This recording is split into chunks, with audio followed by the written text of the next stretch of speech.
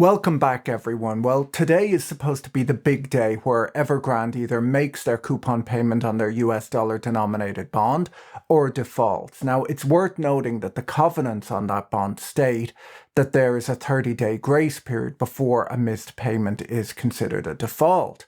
And as I mentioned in a recent video, it's very reasonable to expect that payment won't come through today just because it makes sense for a cash-strapped company like Evergrande to hold on to the cash as long as possible and basically just see what moves the government in Beijing make. Odds are that the company will try and buy time and see what happens.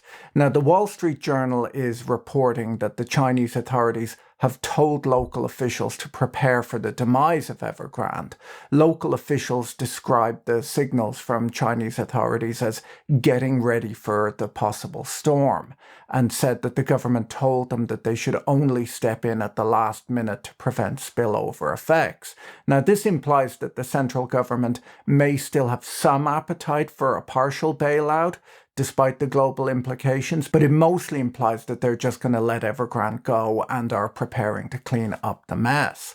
The local governments have been ordered to assemble accountants and legal experts to examine the finances of Evergrande in their respective regions, and they've been asked to prepare to take over building projects and to monitor public anger and mass incidents, which basically means protests. Government officials have talked about the importance of migrant workers employed on Evergrande projects receiving their salaries, so these are the things they're focusing on right now. The company resolved payment on a local bond yesterday, which helped to lift Asian markets. This announcement, along with the injection of $17 billion of liquidity into the banking system by the central bank, lifted Evergrande shares around 17% yesterday and boosted China's largest property developer Country Garden shares by 7%.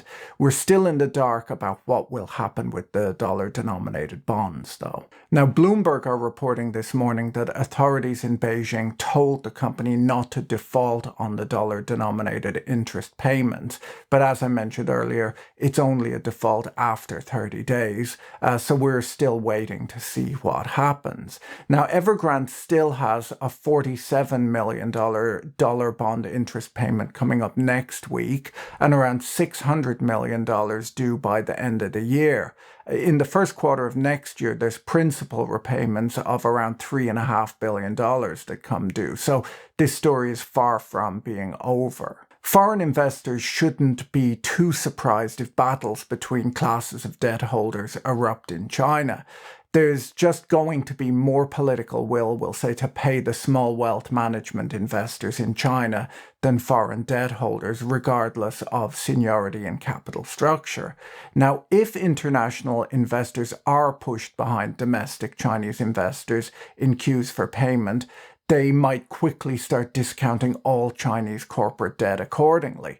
Right now, the price of Evergrande debt is implying that foreign investors will be treated fairly in the event of a default.